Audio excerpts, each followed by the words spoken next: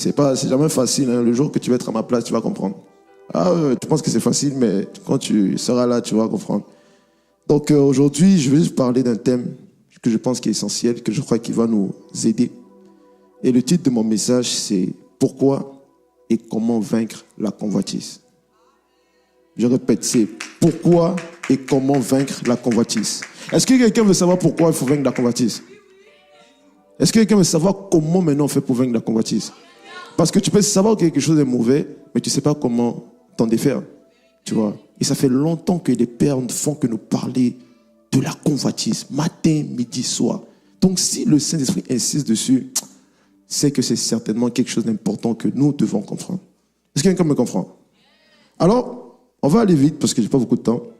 On va aller rapidement. Et la première question qu'on va chercher à répondre ensemble, c'est qu'est-ce que la convoitise? Qu'est-ce que la convoitise? On entend tous convoitise, convoitise, convoitise. Un jour, je parlais avec quelqu'un, il m'a dit, mais Philippe, c'est quoi la convoitise même? Tu dis ça, mais c'est quoi? Et peut-être il y en a ici aussi qui se posent la question, mais c'est quoi la convoitise? Donc, par la grâce de Dieu, je vais te donner deux définitions. Je vais te donner une définition que j'ai trouvée dans le dictionnaire, mais aussi une autre définition spirituelle. Est-ce que ça te va? Ah, mais je croyais que tu allais répondre. Est-ce que ça te va? Bon, la convoitise, définition de Larousse. Voilà. Écoute-moi, hein. Voilà, je sais pas si j'ai envoyé mes notes, ils peuvent l'afficher aussi, s'ils peuvent. Donc, la convoitise, regardez qu'est-ce que le dictionnaire dit de la convoitise. Le dictionnaire dit que la convoitise est un désir extrême, immodéré et souvent excessif de posséder quelque chose. Est-ce que ça te parle?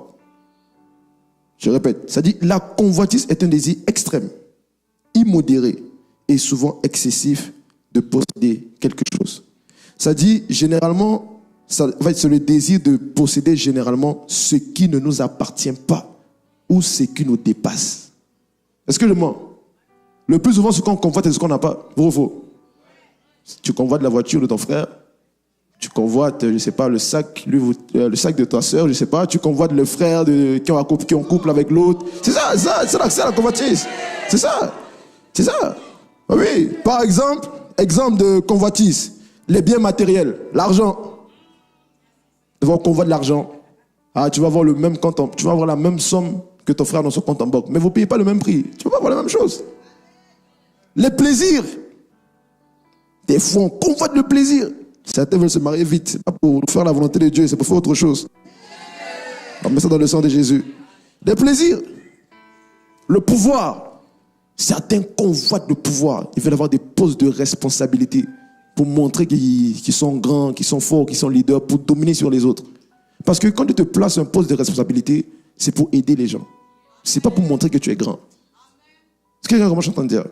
Mais il y en a qui convoitent des postes de pouvoir. Et des fois même, certains convoitent des personnes. Convoitent des personnes. Tu vas voir des frères convoitent des sœurs. Tu dis, mais des sœurs qui convoitent des frères. Elle sait que le frère avec quelqu'un, mais elle ne veut pas lâcher. Il sait que la sœur avec quelqu'un, mais elle ne veut pas lâcher. C'est ça, la convoitise. Toujours en train de convoiter ce qu'il y a à l'autre. En fait, on dirait que dès que quelque chose appartient à quelqu'un, on dirait que ton âme... En fait, Seigneur Jésus, vraiment délivre-nous. Délivre-nous, Seigneur, miséricorde. La convoitise. Quelqu'un dit que Dieu me délivre de la convoitise. Ça, c'est la définition que le monde donne. Donc ça veut dire que même dans le monde, ils reconnaissent que la convoitise est dangereuse. Et tu vas te rendre compte que des fois, ou le plus souvent, la convoitise va toujours te pousser à avoir ce que tu convoites d'une mauvaise manière. C'est jamais la bonne manière. Quand tu convoites quelque chose, ça va toujours te pousser à avoir cette chose-là de la mauvaise manière. L'argent, faire des choses que Dieu n'en a pas, des choses illégaux par exemple. Et je ne sais pas si c'est te mettre en couple ou n'importe quoi. En fait, ça va toujours te pousser à faire des choses qui ne sont pas légales, qui ne sont pas dans le droit chemin. Et je prie que le Seigneur nous en délivre au nom de Jésus. Définition spirituelle de la convoitise. Regardez ça c'est une définition du PP1. Voilà, je ne suis pas allé loin. J'ai copié-collé dans mon... Donc, voilà, la convoitise. Il dit, la convoitise est un plaisir qui dure un instant, mais qui produit une douleur pour longtemps. Est-ce que ça parle à quelqu'un? Je répète. La convoitise est un plaisir qui dure un instant, mais qui produit une douleur pour longtemps. Il dit, La convoitise attire nos yeux. Elle excite nos désirs. Elle nous promet un plaisir, une satisfaction. Mais elle cache un piège, un hameçon qu'on appelle la mort. Je répète. La convoitise attire nos yeux. Ah, c'est là. C'est mis. Je ne sais même pas. Là, c'est un plaisir qui dure un instant, qui produit une douleur pour longtemps. Et si on ne sort pas de là, ça conduit à la mort. Tu peux mettre l'autre phrase, la phrase après. Regardez qu'est-ce qu'il dit. Il dit, la convoitise attire nos yeux. Elle excite nos désirs. Elle attire tes yeux. Elle excite tes désirs. Tu vois, elle vient, ça réveille des choses, des pulsions en toi. Elle dit, elle te promet un plaisir. Elle te fait croire que la chose là, si tu n'as pas ça, tu vas mourir. Elle te fait croire que ce travail là, si tu n'as pas ça, tu ne vas pas bien vivre. Elle te fait croire que le frère, la soeur là, si tu n'as pas ça, ta vie, tu vas mourir. Tu vois, elle te promet un plaisir, une satisfaction. Mais il dit, mais elle cache un piège. Donc derrière ce plaisir là, il y a un piège. Tu vois, il dit, elle cache un piège, un hameçon qu'on appelle la mort. Tu sais, la mort ne va pas venir à toi avec son vrai visage. Parce que si elle vient avec toi son vrai visage, tu vas fuir. Tu vas dire, mais repousse, tu vas le chasser. Alors qu'est-ce qu'il fait? Il va prendre le visage de quelque chose que tu aimes, de quelque chose que tu apprécies, ou de quelque chose que tu désires, qui n'est pas toujours mauvais. Tu vois, c'est pas toujours dans le mauvais sens. Mais il va prendre le visage de quelque chose que tu aimes, tu apprécies, et il va se masquer, il va venir à toi. Et là, tu vas croire que, c'est Dieu qui m'a exaucé. Non, c'est la convoitise. Ah non, ça, non, c'est la convoitise. Et si tu prends ça, tu vas te rendre compte que, en fait, ce que tu pensais qui était bon pour toi est en train de te détruire. Mais je prie que le Seigneur nous sorte de là au nom de Jésus. Est-ce que cette émission parle à quelqu'un? Est-ce que quelqu'un comprend? La convoitise, c'est dangereux, c'est terrible. Alors, maintenant, pourquoi la convoitise est dangereuse? Parce que là, je t'ai donné la définition, mais maintenant, je vais t'expliquer, je vais te donner 3 raisons qui t'expliquent pourquoi la convoitise est dangereuse. Et là, je te dis vraiment, écoute-moi, parce que même quand Dieu m'a dit ça, je me suis repenti. J'ai dit, bon, Seigneur, il faut me pardonner. Voilà, parce que quand Dieu te parle, c'est d'abord pour toi, avant les autres. Tu vois, c'est d'abord pour toi. Donc, première raison pour laquelle la convoitise est dangereuse, ou je peux dire extrêmement dangereuse. La convoitise est extrêmement dangereuse parce que la convoitise, c'est la semence de Satan. La convoitise, c'est la semence de Satan lui-même. Satan, c'est un convoiteur matin, midi, soir. Ça n'a pas commencé avec toi, ça n'a pas commencé avec moi, ça a commencé bien avant nous. Bien avant nous. Ésaïe 14, verset 13. Qu'est-ce qu'il est écrit? Regardez qu'est-ce que Satan dit. Déjà depuis avant que toi et mon Seigneur, avant même que le ciel et la terre soient créés. Il dit quoi? Il dit, je monterai au ciel, j'élèverai mon trône au-dessus de Dieu. Donc ça veut dire que depuis sa création, Satan là, lui, il convoitait le trône de Dieu. On l'a mis à un poste. Il a une fonction. Lui, c'est l'adoration, c'est la louange et tout ça. Et il fait bien ce qu'il fait. Tu vois, il fait bien son travail. Mais il convoite Dieu. Il convoite. Il veut être comme Dieu. Et des fois, c'est ce qui nous arrive. On te met quelque part. On te dit, bon, toi, ta position, c'est ici. Mais tes yeux sont toujours sur ce qui est sur le frère. Mais fais ce que tu fais. Est-ce que quelqu'un comprend? On te dit, toi, voici ta tâche. C'est ceci, cela. Tu fais bien ce qu'on te demande, mais tes yeux sont toujours rivés sur le frère, rivés sur la sœur. Et ça là, c'est la semence de Satan. C'est sa semence. Il a convoité le trône de Dieu. Il voulait être comme Dieu. Pas dans le bon sens, dans le sens de défier Dieu, dans le sens de faire un coup d'état. Et c'est la raison pour laquelle il n'a pas réussi. Parce que notre Dieu est trop sage et trop fort. Quelqu'un dit notre Dieu est trop sage et trop fort.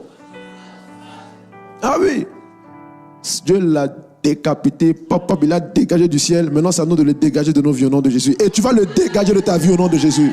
Tu vas le dégager de ta vie au nom de Jésus. Donc, la convoitise là, c'est la semence de Satan. C'est sa semence. La convoitise, tu vas savoir que Satan, moi, en fait, quand je méditais sur ça, j'ai compris quelque chose de très fort que le Seigneur m'a enseigné, m'a rappelé même. Tu sais, ce qui détruit la vie véritablement des gens, tu vois, ce qui détruit la vie des gens, ce n'est pas les démons. Bon, en vérité, c'est pas ça. D'ailleurs, même, si tu sais qu'un esprit t'attaque, il faut rendre grâce à Dieu même. Parce que déjà, un esprit que tu sais qui t'attaque, Tu sais déjà tu sais qu'il est là. Donc, le fait que tu sais qu'il est là, tu peux le combattre. Mais les combats les plus difficiles, ce sont les ennemis que tu ne vois pas. Ce sont les ennemis que tu ne vois pas.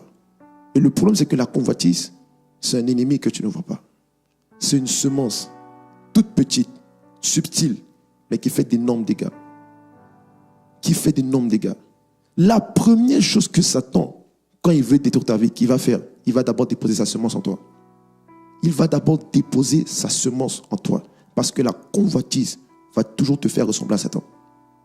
La convoitise va toujours te faire ressembler à Satan. Satan te convoite. Tu penses qu'il est content quand tu dis que tu es enfant de Dieu? Quand tu sautes ici, ah, je suis enfant de grand Dieu. Alors que hier, tu as fait des conneries. Mais tu dis que tu es enfant de Dieu. Lui, il a péché une fois, on l'a jeté. Toi, tu fais des trucs tous les jours.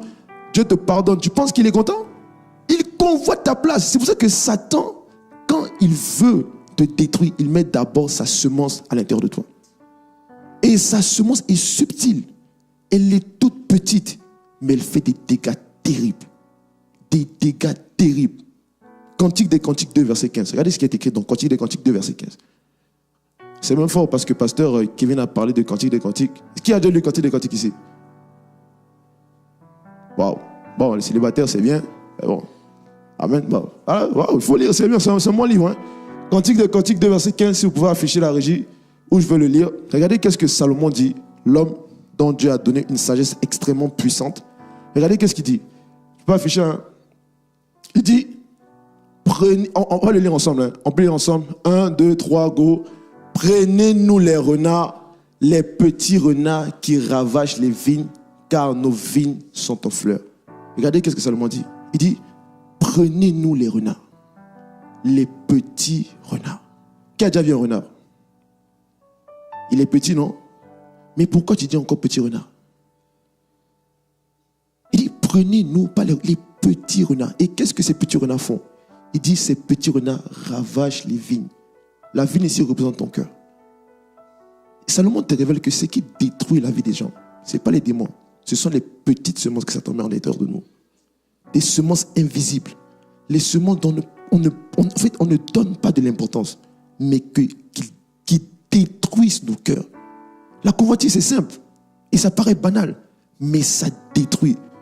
Tu vois, des fois, tu vas juste convoiter, par exemple, la chaussure de ton frère. Tu vas dire, ah, mais c'est rien du tout. Ah, c'est pas rien du tout. Parce que tu vas comprendre que cette petite convoitise-là, tu vas comprendre ce pourquoi ça tombe à l'intérieur de toi. Des fois, tu convoites la voiture de ton frère, tu convoites le couple de ton frère, tu convoites la position de ton frère. Il a été élevé, il a été placé à un poste, ton vie est comme ça, tu convoites, tu dis, ah non, c'est pas grave, c'est rien du tout, c'est petit. Mais laisse-moi te dire que le petit là, c'est ça qui détruit la vie de plusieurs. Regardez qu'est-ce qu'il dit. Il dit, prenez les petits renards. Il dit quoi? Qui ravagent. Donc, les gars, leur but, c'est de tout détruire. Ils ravagent les vignes. Et je t'ai dit, quand Satan veut détruire ta vie, ce qu'il fait, c'est qu'il dépose sa semence dans ton cœur. Il dépose ça. Matthieu 13, verset 25. Regarde qu'est-ce qui est écrit. Matthieu 13, 25, 24 à 25. Regardez, Jésus parle. Là, maintenant, c'est Jésus qui parlait. Il dit, non, mais à partir du verset 24, s'il te plaît. Regardez qu'est-ce que Jésus dit. Il dit, bon, verset 23, bon, bien sûr, il faut mettre un peu le contexte pour que les autres puissent comprendre. Bon, où je vais le lire, hein. Matthieu 13, verset 23. Est-ce que quelqu'un comprend ce que je suis en train de dire? Est-ce que vous êtes là? Non, on dirait que vous êtes fatigué. Est-ce que vous êtes là? C'est là? Ok. Alors, je peux acclamer le Seigneur. Amen, amen, amen. Bon, Matthieu 13, à partir du verset 24, il est écrit. Il leur proposa une autre parabole. Ici, c'est Jésus qui parle. Hein. Il dit, le royaume des cieux ressemble à un homme qui a semé une bonne semence. Ouais, ressemble à un homme qui a semé, oui, exactement, qui a semé une bonne semence dans son champ. Tu vois? Donc, Jésus te parle, il t'explique que le royaume des cieux ressemble à un homme qui a semé une bonne semence dans son champ. Ici, la semence, c'est ton cœur. Amen. La bonne semence, c'est la parole de Dieu. Amen. Voilà, verset 25. Regardez qu'est-ce qui est écrit. Voilà, stop là. Voilà, parfait. Regardez qu'est-ce qui est écrit. Regardez. Il dit, on va lire ensemble. 1, 2, 3, go. Mais pendant que les gens dormaient, son ennemi vint, sema l'ivraie et s'en alla. Je t'ai dit que quand Satan veut détruire ta vie, ce qu'il fait en premier, il dépose sa semence. Jésus te dit que le royaume des cieux ressemble à un royaume, à un champ, que quelqu'un est venu porter une bonne semence. Mais la Bible dit, son ennemi vint. Il sema l'ivraie dans le blé. Et tu sais qu'est-ce qui me choque dans ce verset? Tu sais c'est quoi? C'est que après, non, tu ne veux pas savoir. Bon, ok, on va passer à côté. Non, mais tu ne veux pas savoir. Non, mais miséricorde. Si tu veux savoir qu'est-ce qui me choque dans ce verset, c'est que après avoir semé sa semence, il s'en va. Tu sais ce que ça veut dire s'il s'en va? Ça veut dire qu'il a totalement confiance à sa semence de te détruire. S'il part, ça veut dire qu'il est totalement conscient que ce qu'il a mis en toi peut détruire ta vie. Tu sais, quand on était petit, bon, je ne sais pas si toi tu as vu, nous on avait un jeu qu'on faisait, attraper les souris. Tu vois, je ne sais pas si tu as déjà fait ça, mais bon, voilà. Chacun sa vie, voilà, tu vois. Donc, ce qu'on faisait, c'était que, voilà, donc on mettait des petits pièges, tu vois, on met les pièges, tu caches ça, tu sais que bon, la souris va passer. Donc, quand tu mets ton piège, qu'est-ce que tu fais? C'est que, ben, des fois, tu t'en vas, mais des fois, tu reviens voir est-ce que ça a attrapé la souris ou faux. Mais ce verset dit que dès que Satan pose, il part. Dès qu'il a réussi à mettre sa semence en toi, il part. Parce que la confiance qu'il a en cette semence, en fait, cette semence, aussi petite qu'elle soit, elle a tout ton aile pour te détourner de Dieu. Il a tellement confiance en sa semence, tellement confiance qu'il s'en va. Il ne vient même pas faire des check-up. Il part en retraite. Il ne vient même pas. En fait, il a toute confiance que cette semence va te détruire. Pourquoi? Parce que, un, elle est petite. Deux, on ne donne pas assez d'attention. On pense que c'est rien, c'est petit. Ah non, c'est juste une scène. Oh non, c'est rien. Oh non, je suis sur TikTok. Oh non, c'est rien. Tu penses que c'est rien. Mais tu ne sais pas que cette semence-là, petite convoitise qui est là, elle peut détruire ta vie si tu ne fais pas attention. Je prie que toute semence que l'ennemi a mis dans notre cœur soit détruite au nom de Jésus. La convoitise est terrible. Une semence petite de Satan, mais qui détruit des vies. Il sème et il s'en va. Il sème, en fait, il sait que tu es déjà désarmé. Il sait qu'il a déjà fini avec toi. Parce qu'il a confiance en cette semence-là de détruire ta vie. Mais je prie que ça échoue au nom de Jésus dans notre vie. Ça, c'est la première raison pour laquelle la convoitise est dangereuse. Parce que la convoitise, c'est la semence de Satan. Sache que chaque fois que tu convoites quelque chose, tu es en train de ressembler à Satan. Chaque fois que tu convoites quelque chose, tu es en train de ressembler à Satan. C'est sa semence. C'est sa semence, la convoitise. Ça, c'est la première raison. Bon, je ne vais pas continuer, sinon je vais déborder. Je vais aller au deuxième point. Non. Vous voulez, mais il y a d'autres derrière, ils disent rien, d'autres parlent. Ah, ben, c'est... Point numéro 2. Pourquoi la convoitise est dangereuse? Ça, vraiment, il faut m'écouter. Pourquoi la convoitise est dangereuse? Tu dois savoir que la convoitise est extrêmement ou encore terriblement dangereuse parce que la convoitise ne t'empêche pas de prier et de méditer.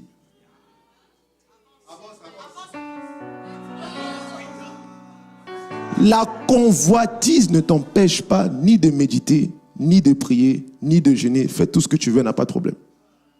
Les démons, les forteresses, eux, ils se dressent contre la connaissance de Christ. Ça veut dire qu'un démon va t'empêcher de prier. Un démon va t'empêcher d'obéir. Un démon va t'empêcher de servir. La convoitise, fais ce que tu veux, j'ai pas de problème. Il n'y a pas de problème. Fais ce que tu veux. La convoitise te laisse prier. La convoitise te laisse méditer. La convoitise te laisse jeûner. La convoitise te laisse venir à l'église. La convoitise te laisse faire toutes les activités spirituelles que tu as envie de faire. Elle te laisse aller en retraite. Elle n'a pas de problème. Mais tu sais pourquoi elle te laisse faire ça? Parce qu'elle a un seul but. Elle veut grandir dans ton cœur. Matthieu 13, verset 26. Regardez qu'est-ce qui est écrit. Matthieu 13, verset 26. C'est Jésus qui parle. Il dit, lorsque l'herbe eut poussé, ici on parle de la bonne terre. Il dit, lorsque l'herbe fut poussée et donnait du fruit, la Bible dit que l'ivraie parut aussi. Il lit après le verset, il continue. Qu'est-ce qu'il décrit après? Regardez, verset 27. Il est écrit, les serviteurs du maître disent, Seigneur, n'avais-tu pas semé une bonne semence dans ton champ? En fait, la convoitise là, son objectif, c'est de grandir dans ton cœur. C'est une semence petite de Satan. Mais quand Satan met ça en toi, ce qu'il veut, c'est qu'elle puisse grandir. Donc pour que ça grandisse, il faut qu'elle te distrait. Elle va te laisser faire tout ce que tu as envie de faire. Jeûne, prie, fais tout. Mais le problème, c'est que quand elle arrive en maturité, elle commence à porter du fruit. Et quand elle porte du fruit, c'est là qu'arrive le verset 27, qui dit que les serviteurs disent, n'avons-nous pas semé une bonne semence? C'est là que tu vas voir des gens que tu les vois à l'église, ils servent Dieu, ils aiment, ils prient. Mais après, tu entends qu'il a commis certains péchés. Tu te dis, mais comment ça se fait? C'est pas ça qu'il a attaqué aujourd'hui. Il avait été infecté depuis longtemps. C'est juste qu'il n'avait pas gardé son cœur. C'est là que tu vois certaines personnes. Tu dis, mais il prêchait. Mais il était zélé pour Dieu. Comment ça se fait qu'il fait ça aujourd'hui? Son cœur avait été pollué depuis longtemps. Satan n'a pas de problème à ce que tu fasses ce que tu veux, tant que sa semence en toi grandit. Et c'est ça que Dieu m'a dit. L'un des pièges de Satan pour notre génération, c'est le scandale. Parce que la convoitise emmène le scandale de l'église. Parce que la convoitise va faire en sorte que tu sois élevé. Elle va faire en sorte qu'on te positionne. Elle va faire en sorte que tu brilles. Mais elle est en train de grandir à l'intérieur de toi. Sans faire de bruit, sans parler, tout muet. Et tout un jour, tu vois comment tu commences à manifester des choses. Tu te dis, mais comment ça se fait que je manifeste ça? Tu penses que Satan qui t'attaque aujourd'hui? Jamais la vie. Tu t'avais attaqué depuis longtemps. Et la convoitise, elle prend son temps pour grandir. Elle peut prendre 2 ans, 3 ans. Elle est là en toi et dit rien. Elle pousse, elle pousse, elle pousse, elle pousse. Jusqu'au jour qu'elle arrive en maturité. Elle commence à porter du fruit. Et toi, tu te dis, mais comment ça se fait que je fais ça? Comment ça fait que je fais ça? Mais j'aime le Seigneur. Mais je prie. Mais je jeûne. Mais je pose ces actions. Tu avais été infecté depuis longtemps. Comment est-ce que ça se fait que tu as arrêté un péché? Tu es retombé après. C'est pas Satan qui t'a attaqué aujourd'hui. Tu avais été infecté depuis longtemps. Et cette semence a poussé dans ton cœur jusqu'à porter du fruit. Le Saint-Esprit nous dit, la convoitise, c'est quelque chose de terrible. Et ça emmène des scandales. C'est là qu'on voit des hommes de Dieu, des serviteurs de Dieu, qui aiment le Seigneur dans des choses bizarres. On se dit, mais comment ça? Son cœur avait été infecté. La convoitise ne va pas t'empêcher de prier. Fais-moi confiance. Elle ne va pas t'empêcher de servir Dieu. Elle va même te laisser. Continue à faire ce que tu veux. Mais laisse-moi grandir en toi. Continue à chanter à l'église, à danser. Mais juste laisse-moi grandir à l'intérieur de toi. Et elle est calme. Tu chasses les démons. Satan n'a pas de problème. Il te regarde et dit, j'ai ma semence en toi. J'attends juste le jour où elle sera en maturité. Et là, je vais te dire, reviens à moi. Mais je prie que ça ne soit pas notre partage au nom de Jésus. Je prie que ça ne soit pas notre partage au nom de Jésus. La convoitise est dangereuse. C'est dangereux. C'est un ennemi silencieux, mais dangereux. Une semence qui ne fait pas de bruit, qui ne parle pas beaucoup, qui est là. En fait, le but de Satan, c'est que tu ne prennes même pas conscience qu'elle est là. Donc, elle va tout faire pour que tu ne saches pas qu'elle est là. Elle va tout faire, elle va te mentir, elle va te mettre des ruses. C'est pour ça que si tu juges ta relation avec Dieu en fonction de ce que tu fais, en fonction de ton service, en fonction de tes prêches, en fonction de toutes ces choses-là, sache que tu as déjà tapé à côté. Sache que tu as déjà tapé à côté. Parce qu'on ne juge pas sa relation avec Dieu en fonction de nos activités. C'est en fonction de notre cœur et de ce que le Seigneur nous dit dans le lieu secret. Les amis, les pères ne parlent pas de la convoitise pour rien. Surtout pour nous les jeunes. Parce qu'il y a tellement de choses que Satan nous mitraille avec. Il y a tellement de choses que nous convoitons en nous. Tellement de choses. Nous devons savoir que quand tu commets un péché, ça révèle juste que le fruit arrive en manifestation en toi. Quand je mens ou quand je vole, ça ne veut pas dire que Satan... Non, c'est juste que la semence là a commencé à porter du fruit en moi. Quand tu vois que tu es en train de faire des choses, non, ça veut dire que tu avais été infecté depuis. Là maintenant, ça porte du fruit. Donc avant d'attaquer le démon, il faut d'abord voir ton cœur. Avant d'attaquer le démon, il faut d'abord voir ton cœur. Et des fois, on est là, on court à feu. Le démon, il dit, continue comme tu veux. J'ai ma semence en toi. Ça fait des dégâts, des ravages. Et je te dis, c'est tellement des fois dans des choses simples. C'est pour ça que le pépé dit des fois que Ou c'est un verset que plus tu grandis avec Dieu, tu vas comprendre le verset qui dit n'attristez pas le Saint-Esprit. Et j'ai compris que le Saint-Esprit est très délicat et très rigoureux. Des fois, il y a juste des pensées qui ne sont pas mauvaises, mais qu'il ne va pas tolérer. Ce n'est pas parce qu'il ne veut pas. Hein. C'est juste qu'il est conscient de la convoitise. Il est conscient que Satan, quand il dépose ça, c'est petit, c'est simple. Ok, aujourd'hui, c'est peut-être pas dangereux. Mais si ça grandit en toi, oh Seigneur, ça va faire des dégâts. Les amis, nous devons voir nos cœurs. Nous devons voir nos cœurs. Nous devons vraiment prier pour nos cœurs. Parce que ce que Satan veut, c'est de déposer sa semence en nous. C'est une guerre de semences. Il veut déposer sa semence en toi. Parce qu'il sait que dès que c'est là, il sait qu'il n'a même plus besoin. Voilà, prie, jeûne, viens à l'église, 21 jours de prière. Il n'a pas de problème. Mais je prie que le Seigneur, aujourd'hui, nous délivre de toute semence de l'ennemi en nous, au nom de Jésus. C'est pourquoi quand on va prier là, si tu veux, prie, dors, ok, chacun devant Dieu. Hein. C'est pour ça que des fois, quand je vois des gens prier pour leur cœur, je vois dire Seigneur, je change mon cœur. Je dis, ah ok, toi ton cœur est pur. Hein. Mais des gens comme nous là, frère, quand on prie pour notre cœur, on crie à Dieu. Tu vois, la convoitise, c'est le danger des leaders. C'est le danger des responsables. Parce que ce que Satan veut, c'est créer le scandale. Parce que quand il y a scandale, ça attaque la foi. Et quand la foi est attaquée, ça emmène plein d'autres choses. Ça emmène les gens abandonnent la foi, ça emmène des critiques, ça emmène plein d'autres histoires. La convoitise, c'est le danger qui guette la jeunesse. Aujourd'hui, tu es en feu. Amen, c'est bien, tu sers le Seigneur, c'est bien, c'est bien. Mais fais attention à ton cœur. Fais attention à ton cœur, à tes pensées. Parce que si sa semence est en toi, ce n'est juste une question de temps avant que tu deviennes un scandale. Est-ce que quelqu'un est là? Est-ce que quelqu'un est là? Et on dirait que vous n'êtes pas là, miséricorde. Bon, Jérémie, il faut que je continue, hein, parce que moi, j'entends. Est-ce que quelqu'un est là? Amen, voilà, miséricorde. Donc, la deuxième vérité, c'est que la convoitise est dangereuse parce qu'elle ne t'empêche pas de prier, ni de méditer, elle ne t'empêche pas. Ben, je vais aller à la troisième, vu que bon, j'ai pas assez de temps. Troisième vérité qui te révèle pourquoi la convoitise est dangereuse. Maintenant, il faut que tu saches que... Qui veut savoir la troisième vérité? Qui veut savoir? Bon, ok, on va poser une question. C'est quoi la première raison pour laquelle la convoitise est dangereuse? La première raison, ouais. Quoi? La semence du diable. La semence du diable, ok, amen. C'est quoi la deuxième raison? Amen, pour acclamer pour vous, gloire à Dieu. Ah, c'est bien, voilà, vous m'écoutez, c'est bon. Bon, la troisième raison pour laquelle la convoitise est dangereuse. Tu sais ça pourquoi? Parce que la convoitise ouvre la porte aux démons dans ta vie. La convoitise ouvre la porte aux démons dans ta vie.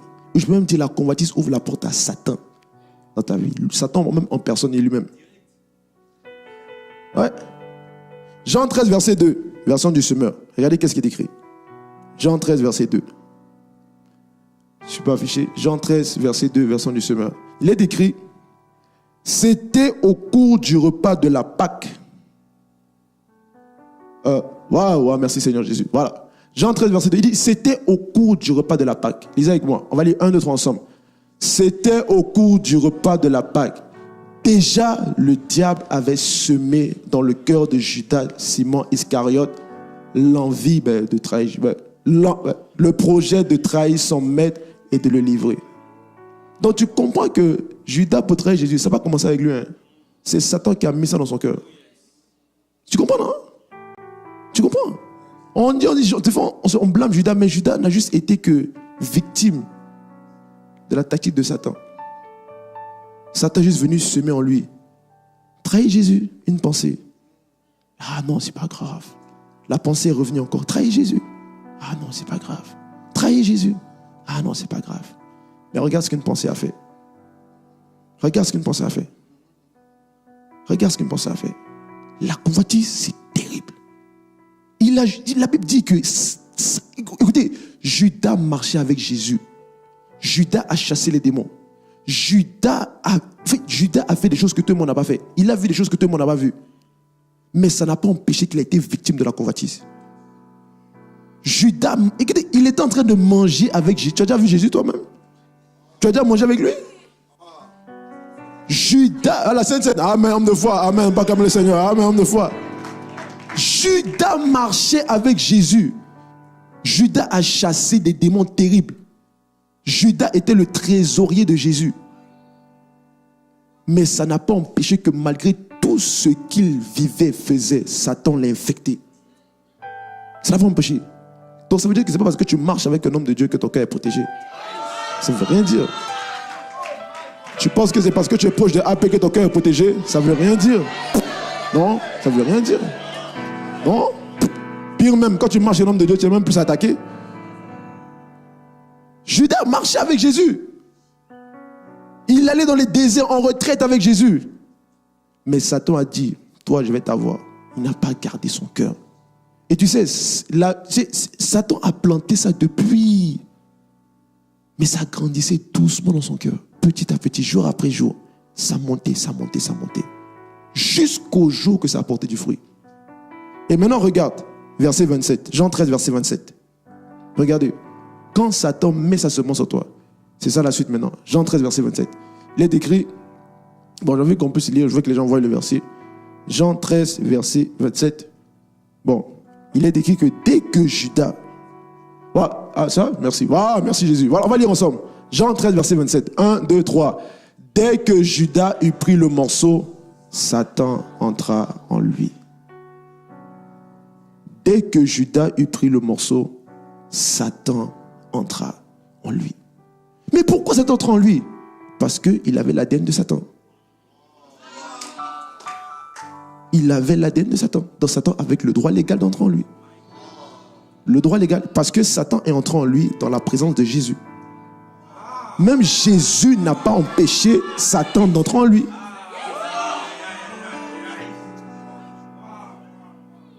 Même Jésus n'a pas, malgré tout l'amour que Jésus avait pour Judas, malgré qu'il allait mourir à la croix pour lui, Jésus a vu Satan entrer. Il a dit, ok, je ne peux rien faire. Il a son ADN. Parce qu'il n'a pas vu sur son cœur. Une petite semence a ouvert la porte à Satan entrant dans sa vie. Regardez ce qui s'est passé après. Il a trahi Jésus. Il allait se pendre. Moi, quand je me dis ça, je me dis, mais attends, même quand il a quitté la maison, sur le chemin pour aller voir les Romains, il n'avait pas un peu de remords? Même quand je me suis dit, mais attends Judas, est-ce qu'il n'y a pas quelque chose? Tu n'as pas pensé un jour à une parole? Tu n'as pas pensé un jour, je ne sais pas, à quelque chose que Jésus t'avait dit qui t'a... Non, parce que quand la semence de Satan porte du fruit en toi, c'est comme si tu deviens fou. Ça prend le contrôle de ta vie. Tu commences à faire des choses, toi-même tu ne comprends pas pourquoi. Tu commences à dire des choses, tu sais pas, parce que c'est plus toi, c'est la semence là. Elle a tellement pris de place que c'est elle qui te dirige. Et surtout maintenant, quand Satan décide d'entrer en toi, ah là c'est fini. Là vraiment, il faut vraiment délivrance, parce que là c'est terrible. Mais tout ça est parti de quoi? D'une convoitise. Tout ça est parti de quoi? D'une convoitise. D'une convoitise. Judas, un homme qui a marché avec Jésus. Ah, je vais te dire un truc. Si Judas n'a pas été épargné, sache que tu ne seras pas épargné. Ah non, il faut qu'on se dise la vérité. Sache que tu ne seras pas épargné. Non. C'est pas parce qu'il dit, c'est à cause du montant des pères, frère. Ça, là. Tu sais, je vais te dire un truc. On a le pouvoir sur les démons, mais on n'a pas le pouvoir sur ça. Sur les semences de Satan, là, tu n'as pas le pouvoir. La seule personne qui peut te délivrer, c'est Dieu. Tu peux chasser un démon. Tu peux dire, toi, dégage. Mais la semence ne peut pas dire ça. Pour qu'une semence quitte ton cœur, il faut juste crier à Dieu. C'est Dieu qui est capable d'enlever. Tu as le pouvoir sur les démons, mais pas sur ça. C'est pour ça que quand tu blagues avec ton cœur, Satan dit, lui, voilà ma nouvelle proie. Rappelle-toi, tu as le pouvoir sur les démons, mais pas sur ça. C'est pourquoi Dieu dit, garde ton cœur. Parce que quand quelque chose entre à l'intérieur, pour la faire sortir, c'est pour ça que Dieu dit, garde. Parce que quand ça entre là, pour que ça sorte, frère, tu vas crier à Dieu. Est-ce que je suis en train de dire? La convoitise ouvre la porte aux démons dans notre vie. Satan avait ciblé Judas depuis des années. Et la convoitise grandissait en lui petit à petit, jusqu'au point que son cœur est devenu endurci. Au point qu'il n'écoutait plus rien. Tu vois, des fois, il y a des gens que tu leur parles, ils n'écoutent pas. Tu penses que c'est eux, c'est pas eux. Leur cœur est devenu endurci. Et ça n'est pas maintenant, c'est parce qu'ils avaient été infectés depuis longtemps. Certaines personnes, c'est depuis 10 ans. Certains, c'est depuis 15 ans. C'est pourquoi il faut avoir compassion des gens. Il ne faut pas juger les gens trop vite. Il ne faut pas juger les gens trop vite. Il ne faut pas donner un jugement trop rapide sur les gens parce qu'ils ont commis certaines actions. Parce que certains sont infectés depuis bien des années, tu sais même pas. Des fois, ça a même commencé avec leurs parents. C'est juste que ça commence à descendre. Donc une semence qui a commencé depuis des générations, tu penses que c'est un temps de prière qui vont lever ça? Ah, il ne faut pas te mentir. Hein. Il faut crier à Dieu. Est-ce que quelqu'un me comprend? Est-ce que quelqu'un me comprend? Est-ce qu'il y a quelqu'un ici qui veut que Dieu délivre son cœur de la convoitise? La convoitise, elle ouvre la porte aux démons. Bon, je vais m'arrêter là. Non, pour les anges, là, non, écoute, Seigneur. Là, tu as complet, je t'ai donné 3 raisons. Je n'ai pas besoin de te donner plus. Je t'ai donné 3 raisons pour lesquelles tu comprends que la convoitise est dangereuse. Donc là, je pense que c'est assez. Maintenant, on va parler comment vaincre. Parce que maintenant que tu sais que c'est dangereux, il faut que tu saches maintenant comment vaincre. Qui veut savoir comment vaincre la convoitise? Qui veut savoir comment vaincre la convoitise? Ah ouais. Parce que maintenant, si tu sais que c'est mauvais, maintenant, il faut savoir comment on fait pour enlever ça. Tu vois? Maintenant, première chose à faire pour vaincre la convoitise. Tu veux savoir c'est quoi? Tu dois apprendre à t'examiner toi-même. Tu dois apprendre. Ah, tu vois, on va me chasser. Miséricorde. Ah, ok, gloire à Dieu, merci. Oh, ok, je pense que je vite. Bon, ok, bon, je vais donner ce que j'ai. Hein. Tu dois apprendre à t'examiner toi-même. Dis à ton voisin, je dois apprendre à m'examiner. 2 Corinthiens 13, verset 5. Il est écrit. Je veux que, bon, j'aime quand les versets soient affichés. 2 Corinthiens 13, verset 5. C'est Paul qui parle. Hein. Il dit, examinez-vous vous-même. Il dit quoi? Il dit, voilà, examinez-vous vous-même pour savoir si vous êtes dans la foi. Paul te demande de te faire des propres check-ups pour savoir si tu es dans la foi. C'est Paul, oui, le Seigneur va te parler, mais avant, il dit, examine-toi toi-même. Sonde ton cœur. Après, il dit quoi? Il dit, éprouvez-vous vous-même. Est-ce que tu prends le temps de t'examiner? On est en fin d'année là. Ça fait 11 mois que l'année est passée.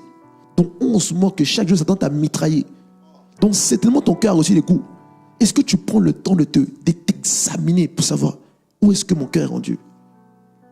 Regardez, c'est Paul qui parle. Il dit, examinez-vous vous-même pour savoir si vous êtes encore sur le chemin de la foi. Parce que Judas pensait qu'il marchait encore avec Dieu, mais il était déjà éloigné. Donc des fois, tu peux être à l'église, mais tu n'es même plus là. Tu es là physiquement, mais tu n'es même plus là. Tu es avec nous en physique, mais ton cœur n'est pas là. Et Jésus le dit, il faut m'adorer des lèvres, mais votre cœur était... Donc ça veut dire que tu peux être là physiquement, mais ton cœur n'est pas là. C'est pour ça que Dieu dit, examine-toi. Apprends à t'examiner. Et pour ça, tu dois apprendre à cultiver des temps seuls.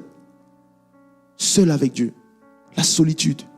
Et des fois, c'est notre défi, parce qu'on n'aime pas être seul. Tu vois, on n'aime pas être seul. Mais pour t'examiner là, il faut pratiquer l'art de la solitude. Là où tu prends le temps. Et il faut être vrai avec soi-même. Hein. Il faut être vrai. Hein. Ah oui. Tu sens ton cœur. Mais pourquoi ces pensées-là?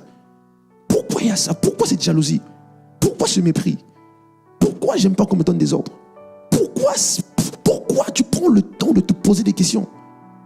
Paul dit, c'est ta responsabilité de t'examiner toi-même. Ce n'est pas quelqu'un qui va le faire avec toi-même. C'est toi qui dois le faire. Est-ce que quelqu'un me comprend? Bon, on va au deuxième point parce qu'il faut compris. Deuxième chose à faire pour pouvoir vaincre la convoitise. Nous devons apprendre à confesser ce qu'il y a à l'intérieur de nous. C'est important. Pour que quelque chose sorte de toi, il faut que tu le dises. Il faut apprendre à confesser. Il faut apprendre à confesser ce qu'il y a à l'intérieur de nous. Proverbe 28, verset 13, que tout le monde connaît. Il dit, celui qui cache ses transgressions ne prospère point. Mais celui qui les avoue et les délaisse obtient miséricorde. Donc ce qu'il y a à l'intérieur de toi, il faut que tu apprennes à parler, à le dire. Il faut que tu le dises à Dieu. Il faut que tu le dises au Seigneur. Il faut que tu le dises au Seigneur. Un verset que j'aime beaucoup dans la Bible, c'est Psaume 32, verset 6 à 8. David dit, tant que je me taisais, ma faute m'épuisait et je gémissais sans cesse. Il dit dans le verset 5, J'ai avoué ma faute. Je n'étais plus caché mes torts. J'ai dit, je reconnaîtrai devant l'Éternel les péchés que j'ai commis. Alors tu m'as déchargé du poids de ma faute. Les amis, la confession a un pouvoir puissant. La capacité à reconnaître devant Dieu ce qu'il y a dans son cœur a un pouvoir terrible. C'est la grâce que tu as que Satan n'a pas eu. La confession. Alors pourquoi tu caches ces pensées? Pourquoi tu caches ces pensées? Il y a d'autres que Dieu va te dire, il faut que tu ailles parler à un berger. Il faut que ça là, tu ailles confesser ça à un responsable. Et quand il te dit, va t'humilier, parle. Mais sinon, il faut apprendre à dire à Dieu ce qu'il y a dans ton cœur. Ne dis pas, Seigneur, tu sais, je sais, donc voilà, guéris seulement mon cœur. Non, ça ne marche pas comme ça. Il faut que tu le dises. Seigneur, il y a dans mon cœur la jalousie. Seigneur, il y a dans mon cœur l'hypocrisie, le mensonge, le vol. J'aime voler, j'aime mentir. Il faut que tu le dises. Seigneur, il y a dans mon cœur la masturbation. J'aime ça, il faut que tu le dises. J'aime les femmes, il faut que tu le dises. J'aime l'argent. Tant que tu ne dis pas, il ne pourra pas l'enlever. Tant que tu ne le dis pas, il ne pourra pas l'enlever. Et il dit, celui qui avoue et les délaisse, il faut avouer et délaisser. Donc quand tu dis, Seigneur, c'est là, je laisse, comme je le dis là, je laisse ça. Sinon, ça va porter du fruit et ça peut causer ta perte. Mais ce n'est pas ton partage au nom de Jésus. Il faut apprendre à confesser ce qu'il y a à l'intérieur de nous.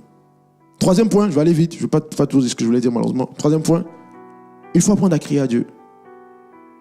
Il faut apprendre à crier à Dieu. Je t'ai dit, tu as l'autorité sur les démons. Mais sur le cœur là, c'est Dieu seul qui peut purifier ton cœur. Il n'y a que Dieu. Il n'y a que Dieu qui peut purifier ton cœur. Regardez qu'est-ce que Dieu dit sur le cœur de l'homme. Jérémie 17, 9 à 10. Ça, c'est un verset qu'il faut que tu saches. Dieu parle de ton cœur, il parle de mon cœur. Jérémie 17, verset 9 à 10. Il dit, le cœur de l'homme est tortueux par-dessus tout. Il est méchant. Qui peut le connaître? On parle de ton cœur. Hein? Peut-être tu dis ça, tu penses que c'est ton voisin. Non, c'est toi. Il dit, ton cœur et mon cœur, malheureusement. Il dit, il est tortueux par-dessus tout. Il est méchant. Qui peut le connaître? Donc Dieu te dit que ton cœur est tortueux et méchant. Donc quand toi tu prives ton cœur, tu dis, ah Seigneur, guéris mon cœur, vas-y au nom de Jésus. Ok.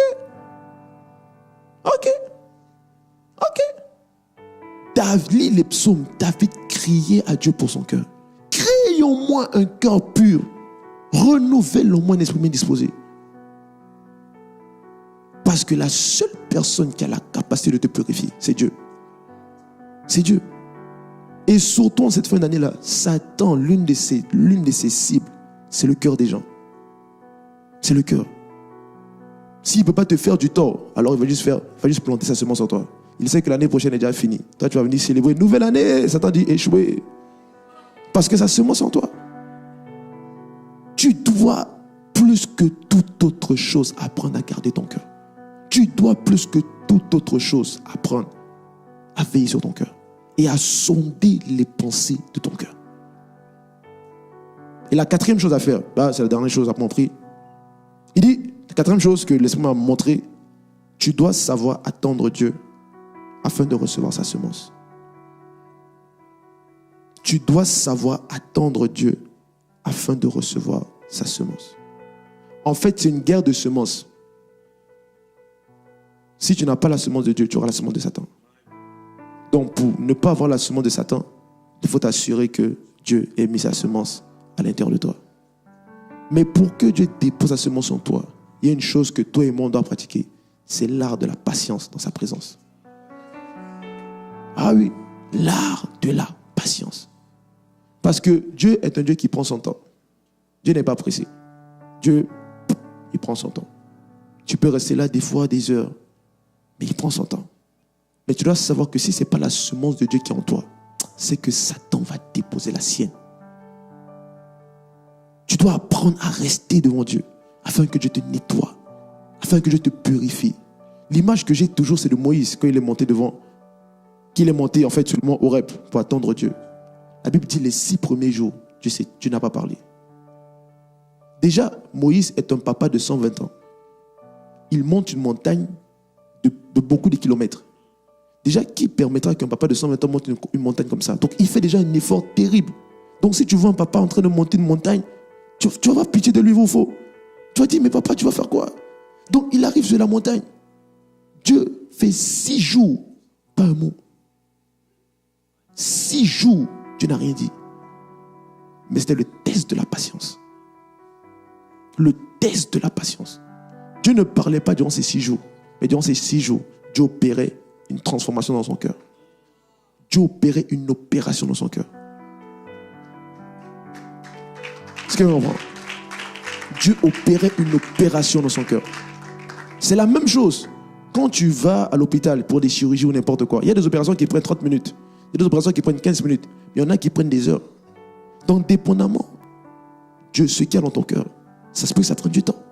Ça se peut que pour l'autre, c'est plus rapide que toi. C'est pas grave. On n'a tous pas les mêmes backgrounds. On n'a pas vécu les mêmes expériences. Mais toi, ton but, c'est pas de te comparer à ton frère. Ton but, c'est de prendre le temps qu'il faut pour que ton cœur soit purifié. Parce que ce qu'on veut, c'est la purification du cœur. Donc si ça doit prendre 1 mois, ça va prendre 1 mois. Je vais m'exposer pendant 1 mois pour que mon cœur soit purifié. C'est pourquoi il y a les 21 jours. Tu dois tout faire pour te connecter afin que Dieu purifie ton cœur. Et qu'il dépose sa semence en toi.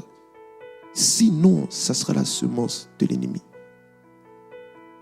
Sinon, ça sera sa semence. C'est ce que moi j'entends dire. Tu dois tout faire pour pratiquer l'art de l'attendre dans sa présence, afin qu'il te nettoie. Et quand il te nettoie, là, il dépose sa semence. Est-ce que quelqu'un veut prier? Est-ce que quelqu'un veut prier? Bon, vous ne voulez pas prier ou quoi? Est-ce que quelqu'un veut prier? On va juste prendre le temps de prier. Sharaba. Ah, Seigneur. Prasokote pari katama. Tu as compris à quel point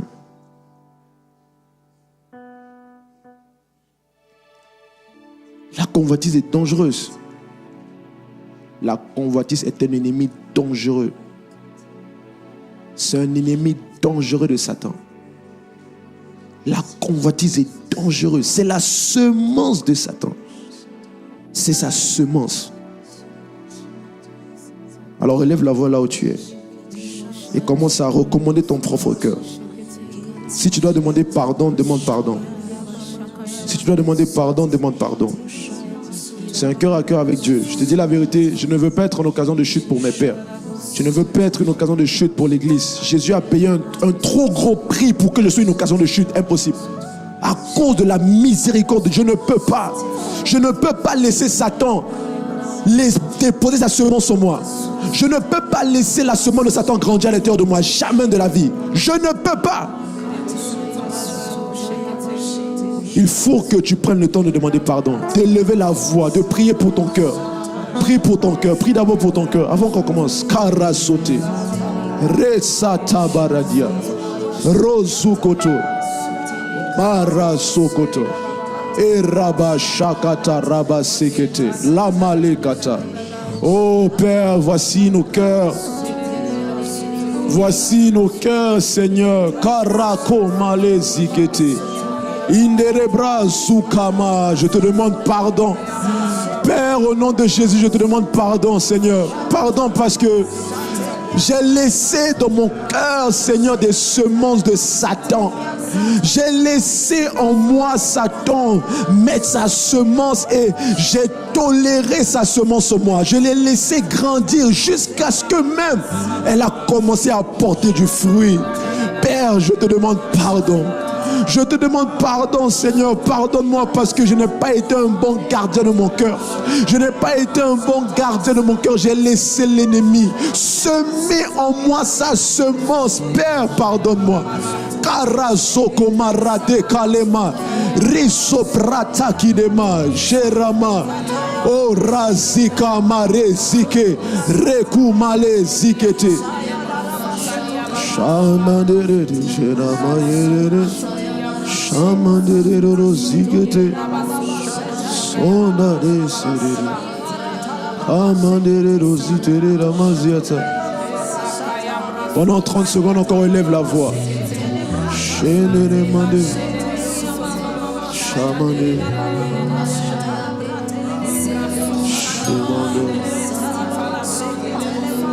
Mon cœur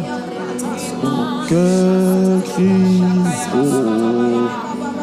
Oh, oh, mon cœur crie.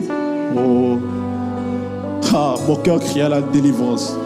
Mon cœur crie. Oh, c'est un cri de délivrance. C'est un cri, Seigneur, de ras-le-bol. C'est un cri, Seigneur, parce que je reconnais mon incapacité. Je reconnais que mon cœur est tellement pollué. Je reconnais que l'ennemi a semé sa semence à l'intérieur de moi. Sa semence de convoitise. L'ennemi a mis son ADN à l'intérieur de moi, Seigneur. Ce soir, mon cœur crie.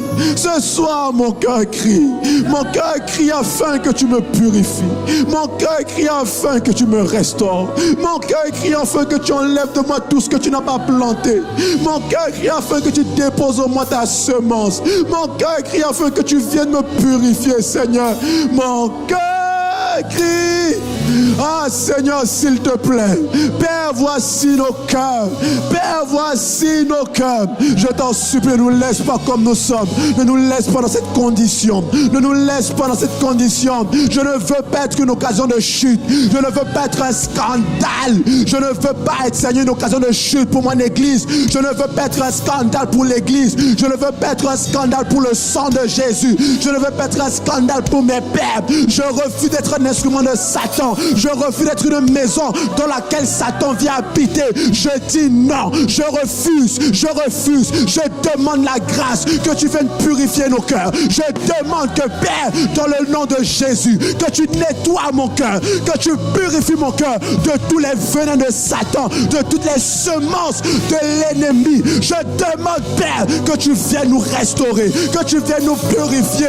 C'est pourquoi, Seigneur, mon cœur crie, mon cœur soupire, mon cœur demande la grâce, mon cœur t'appelle, mon cœur crie la délivrance, mon cœur crie, que tu ne me laisses pas comme je suis, que tu ne me laisses pas où je suis, mon cœur crie. Ah, Seigneur, je te dis, mon cœur crie, un cri de délivrance, un cri de désespoir, un cri de soupir, un cri de ras-le-bol. J'en ai marre, Seigneur, que Satan plante en moi sa semence. Je refuse de servir un autre Dieu que toi. Toi-même, tu as dit que vous ne pouvez pas vous asseoir à la table de Dieu, à la table de Satan. Vous ne pouvez pas vous asseoir à la table de Dieu et à la table des démons. Non, ce que je veux, c'est être tout entier à toi. Ce que je veux, c'est avoir un cœur qui t'est totalement consacré. C'est pourquoi, Père, au nom de Jésus, purifie nos cœurs. Mon cœur. Nos cœurs crient, Seigneur. Nos cœurs soupirent, Seigneur. Nos cœurs, Seigneur, soupirent.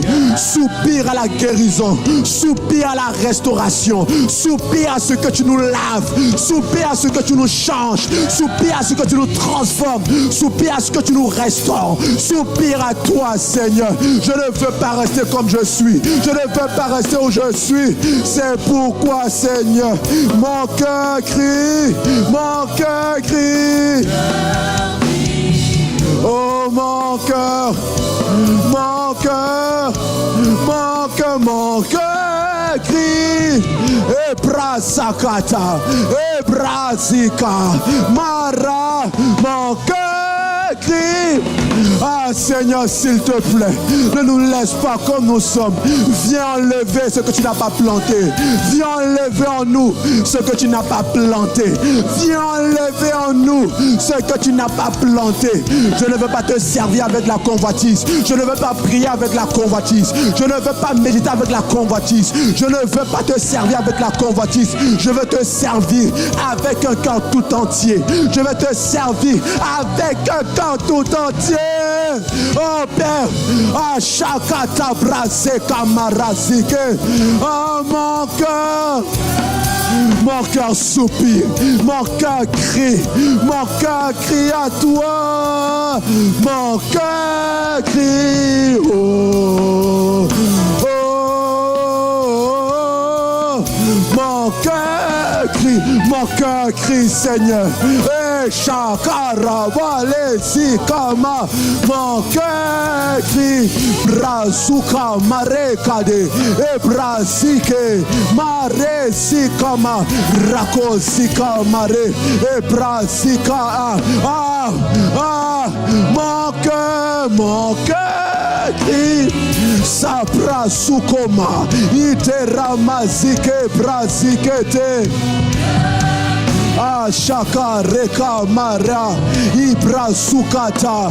Alors élève la voix et commence à prier pour ton cœur.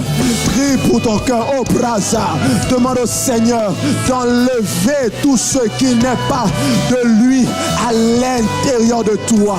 Koprazeka Mata Brekato Brazia. Demande au Seigneur de purifier ton cœur. Demande au Seigneur de guérir ton cœur. Demande au Seigneur de restaurer ton cœur. Demande au Seigneur de venir enlever tout ce qu'il n'a pas planté. Selon ce qu'il est écrit, tout ce que le Père n'a pas planté sera déraciné. Père, viens déraciner en moi. Viens déraciner en mon frère. Viens déraciner en ma soeur. Tout ce que tu n'as pas planté. Au Praseka, Maka, Rekata, Shaka, Rekoto Sikete, Ratakata. C'est un moment d'intercession. Reketama, Maroko Zike, Imato Brande Sekete. Rakoto Supakata Rekimanteri Brazike Ela Kuzutama Lebradi Rekete Resopratema Rako Zukata Marako Zubreka. Seigneur Pare Zika Maro Zukete Mereke Riko Zuto Marekata. Mon cœur Seigneur, mon cœur Ayakatara Eyakarama Eyebresika Mara Sopra Katamale. Mon cœur crie.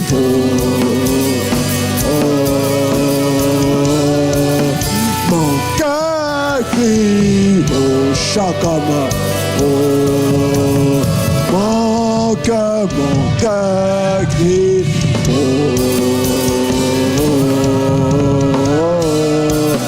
Mon cœur crie.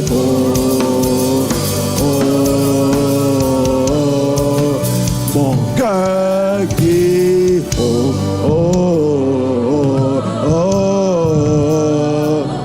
Mon cœur crie.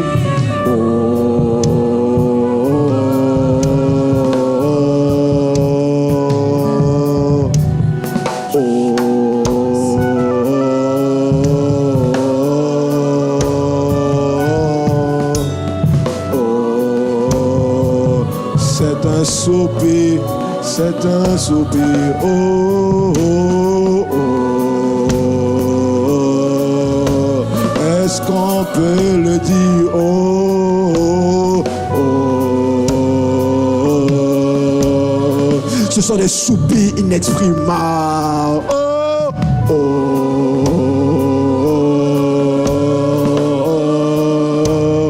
oh, oh.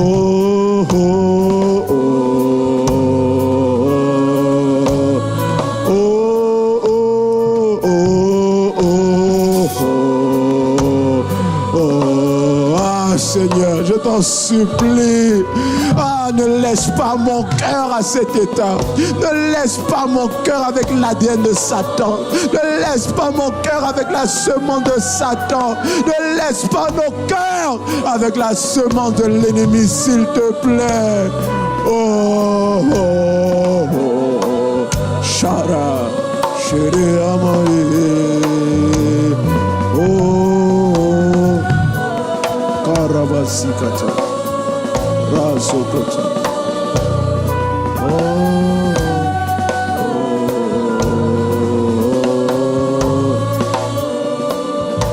Alors, si tu es ici et que tu n'as jamais fait la paix avec Jésus, si tu n'as jamais fait la paix encore avec Jésus, alors je te donne l'occasion de faire la paix avec Jésus. Si tu te poses la question, est-ce que si je meurs aujourd'hui, j'irai au paradis ou en enfer? Si tu n'as pas la conviction d'être sauvé, ça veut dire que tu n'as pas encore fait la paix avec Jésus. Alors, je te donne cette occasion. Est-ce qu'il y a quelqu'un ici qui aimerait faire la paix avec Jésus? C'est quelqu'un ici qui aimerait être sauvé. C'est quelqu'un ici qui aimerait manifester sa vraie vie. Il est écrit que le Fils de l'homme, lui, il donne sa vie pour ses brebis. Est-ce qu'il y a quelqu'un ici qui veut faire la paix avec Jésus? N'aie pas peur, c'est une décision personnelle. Jésus, c'est le seul qui peut restaurer, purifier ton cœur.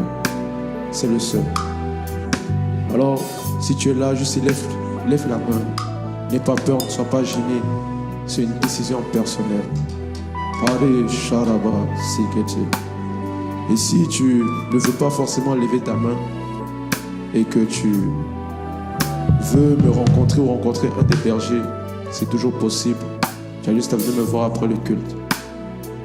Alors on va juste baisser la tête. On arrive à la fin du culte. On va baisser la tête juste pour rendre grâce au Seigneur.